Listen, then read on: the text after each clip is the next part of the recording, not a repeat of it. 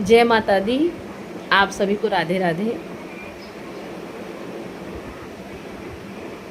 मेरे मन में एक प्रश्न उठा कि बहुत से लोग हैं जो कहते हैं कि ज़्यादा पूजा पाठ करते हैं। किसी को भी जो ज़्यादा पूजा पाठ करता है उसको बोलते हैं घर परिवार का ध्यान रखो, संतान का ध्यान रखो, माता पिता का ध्यान रखो, अपने से बड़ों का ध्यान रखो। आधा घंटा 1 घंटा पूजा करने से कोई लाभ नहीं है। परिवार की जिम्मेदारी प्रथम महत्वपूर्ण है।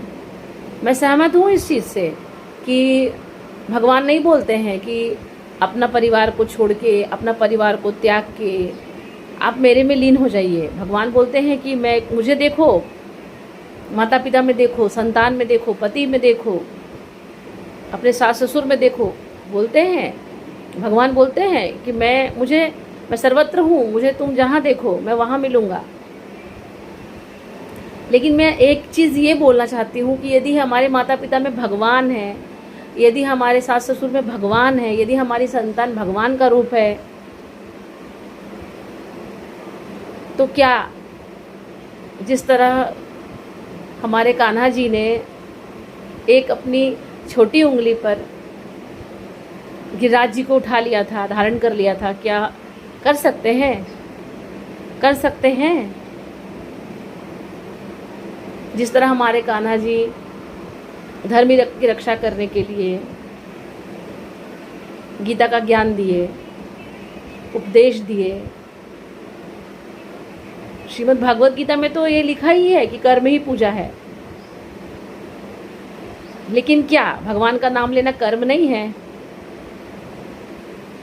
भगवान का नाम लेना कर्म नहीं है? किसी की निंदा करना क्या कर्म है? क्या भगवान को ब्रह्म मुहूर्त में स्नान ध्यान करके एक लोटा जल डालना कर्म नहीं है? कि भगवान को 2 मीठे मीठे भजन सुनाना क्या कर्म नहीं है?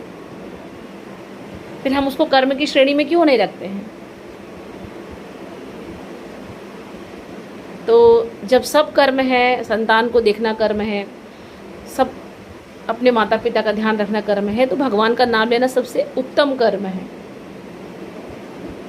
और हम जो भजन करते हैं उससे हमारे परिवार की सुरक्षा होती है और हमारे पितृ पूर्वज जहाँ हैं वो भी प्रसन्न होते हैं।